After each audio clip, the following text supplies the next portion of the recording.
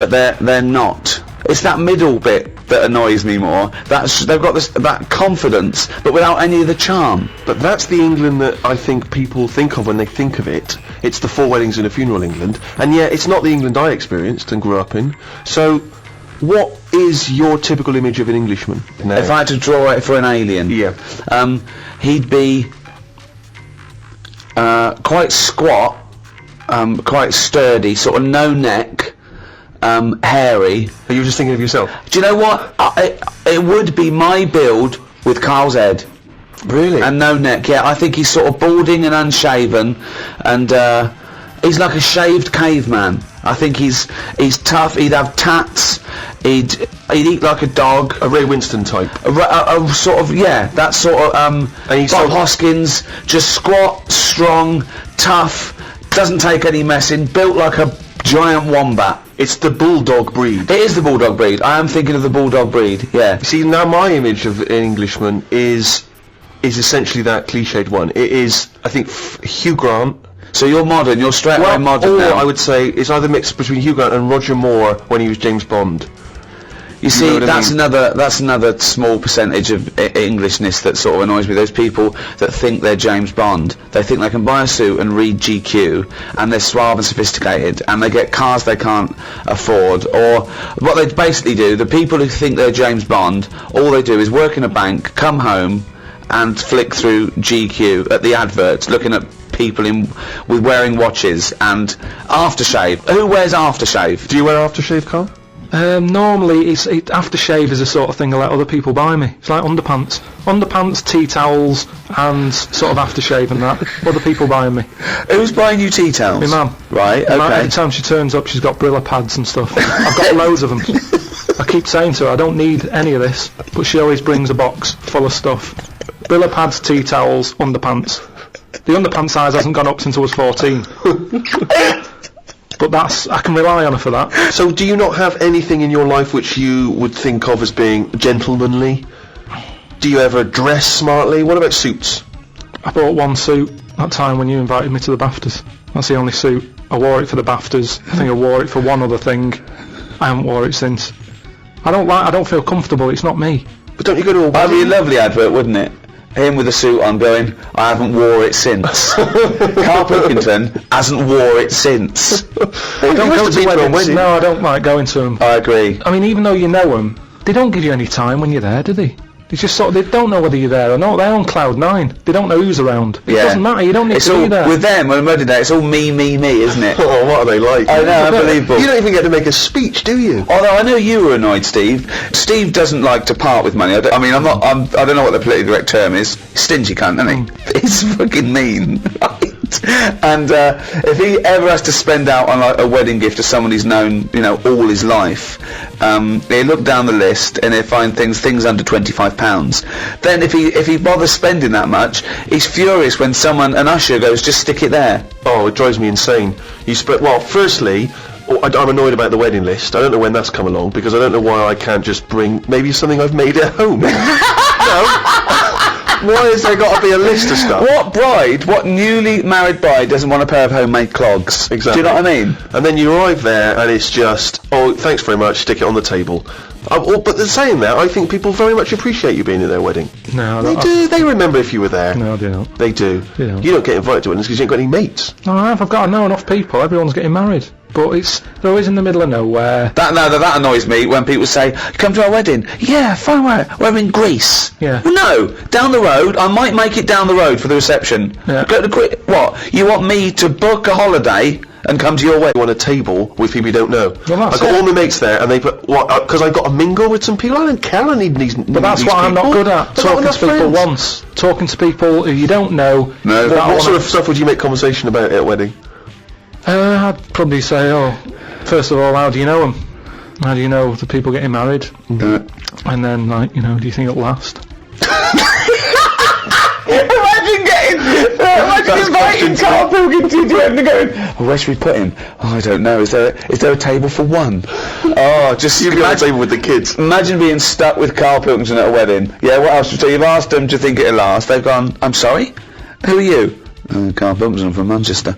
Right. Yes, we think it'll last. What else would you ask? So what's your next? You know he's going badly. They're sort of like looking down their nose at you. They're thinking, why did they invite this bald-headed scum? There's just the last wedding I went to. It's going back a couple of years, but everyone seems a bit snidey. Do you know what I mean? Because you've got a mixture of families there, haven't you? Yeah. And none of them really like each other. No. And I got stuck with an old fellow who had a flatulence problem. That was fun. And then he went on to say it doesn't matter, the suit's hired. And it's just kind of... I'm gonna die! I just don't like him. I love it. He's basically saying at a wedding, it doesn't matter if I shit myself.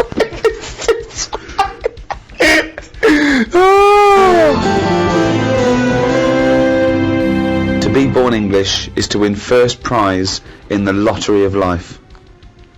So what do you think of that, Carl?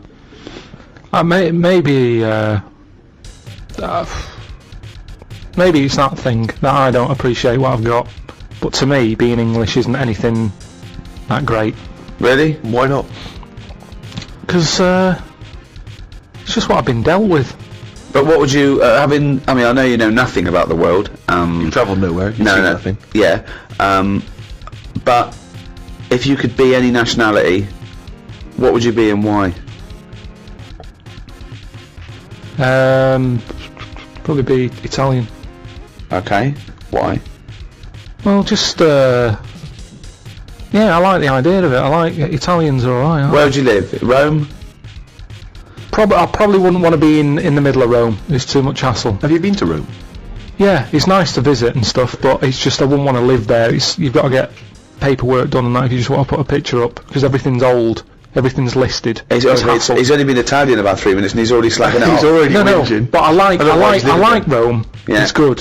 A lot of old stuff. Why have you chosen Italy? I'm interested to know why of all the countries you've chosen Italy. I was a late comer to pasta. But it's won you round. I like it now. It's like one of my favourite things I have. Which there isn't really anything like that in England. That even though Well, except pasta.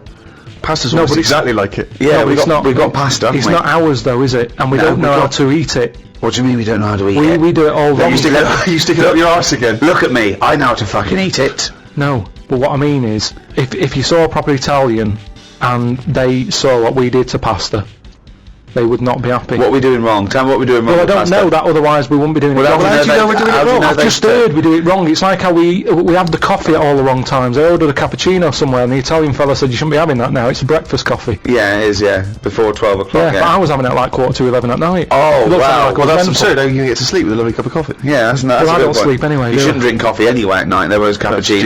No or wonder he was frappuccino right or mocha. Doesn't matter.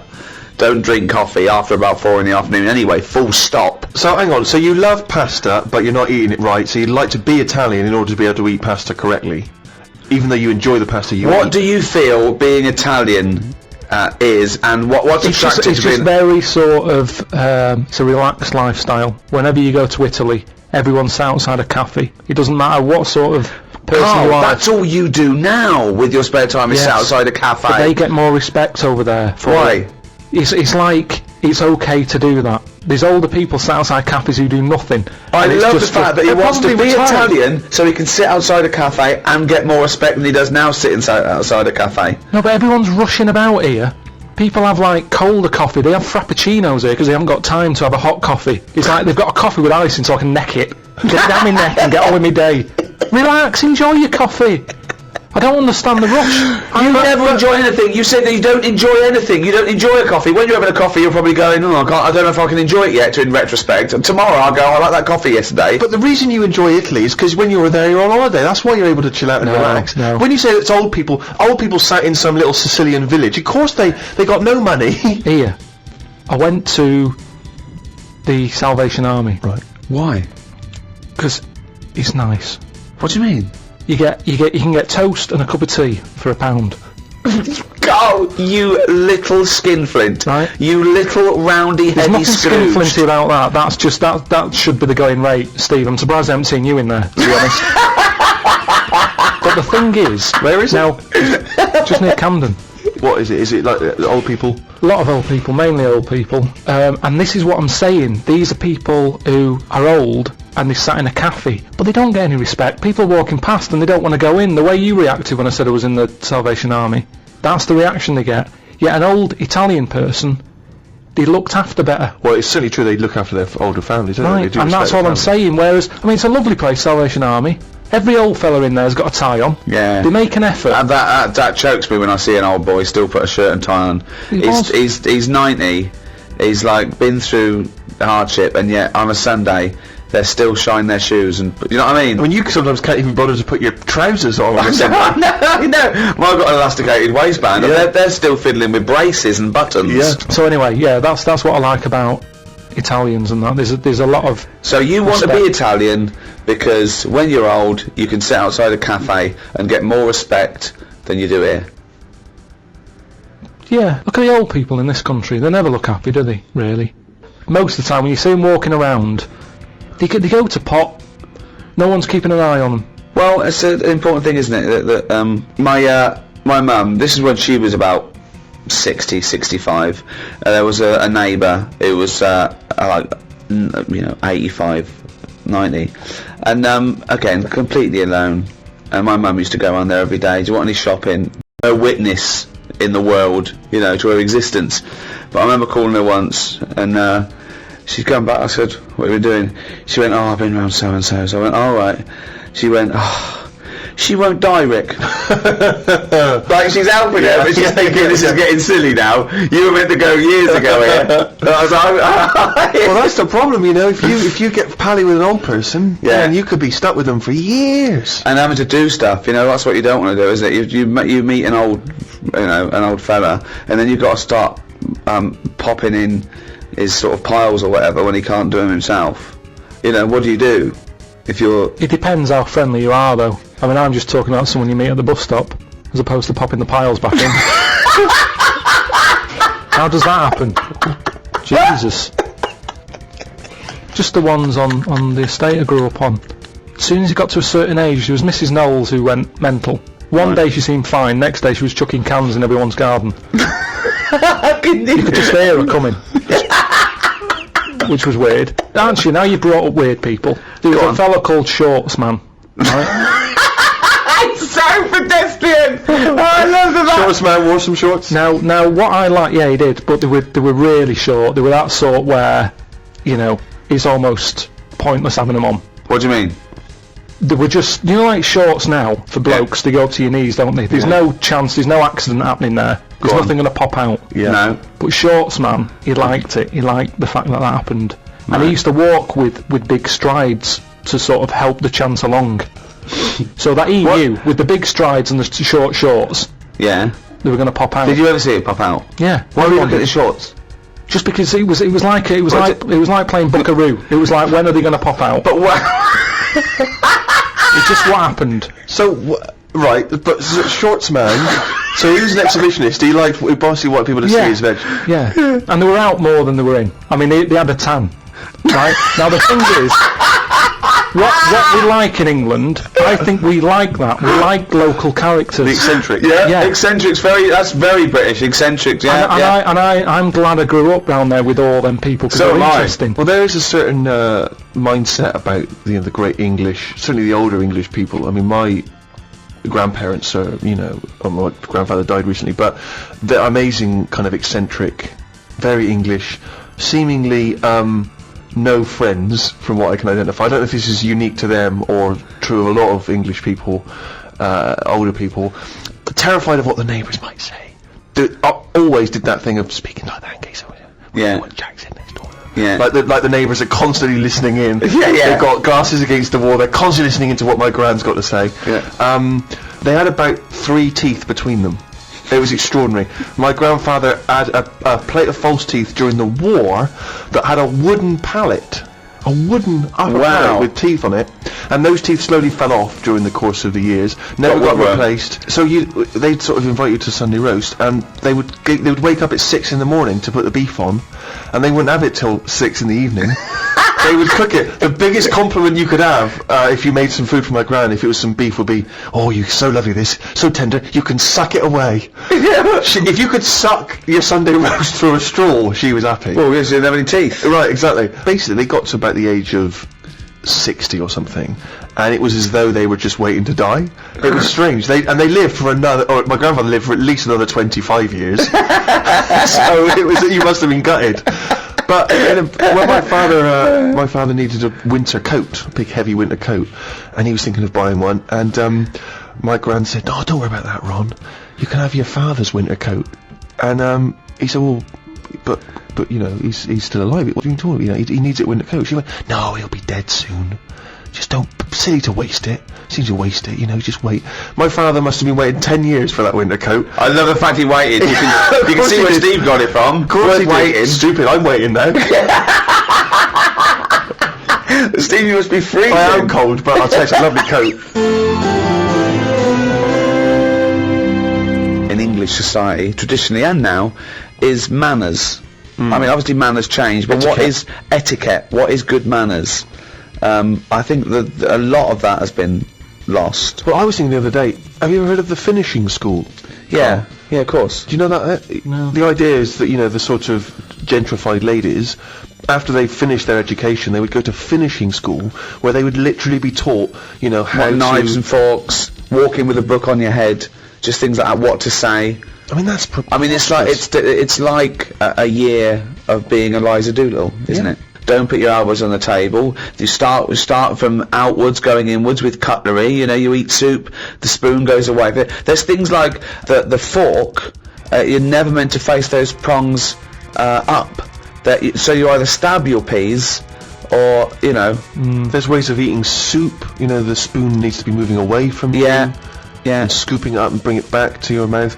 I mean, it's crazy, but, you know, the people that subscribe to that stuff would look at the way you live your life, the way you eat your food, Carl, and would be appalled. Yeah, but in the same way we think that's absurd, they would think you're a disgrace. But as long as you're enjoying it. No, they would say no. Well, no, there are certain things that I can't stand. I can't stand eating with the mouth open. I think that's rude. I banned chewing gum on the set of a film, because I think it's rude. I think it's rude. Those people who stand there talking. Yeah, but we all know you're a preposterous hypocrite. I mean, the way you eat food, come on. No, I don't eat with my mouth open. I don't. I do eat with just my right hand, smash it and scoop it in. But I see nothing wrong with that. I would say it was slightly rude when you're ordering the bill and getting up to leave when I'm still finishing my main course. Yeah. I'd say there was a touch of rudeness. But I go into a restaurant to eat. Yeah, but you're supposed to wait when you're with the other people and let them finish as well. This is my ideal restaurant. It is empty. They know what I want, and it's waiting for me when I walk in. I leave, still chewing, and I go put it on my bill. That's the ideal restaurant for me. Yeah, you're pretty much there. Yeah, I try and that's what I try and do. Yeah, but you know, there are certain things. I am one for manners. I think I hate rudeness. I hate lateness. I hate all those things. But some of them are ridiculous. The elbows on the table is arbitrary. Why?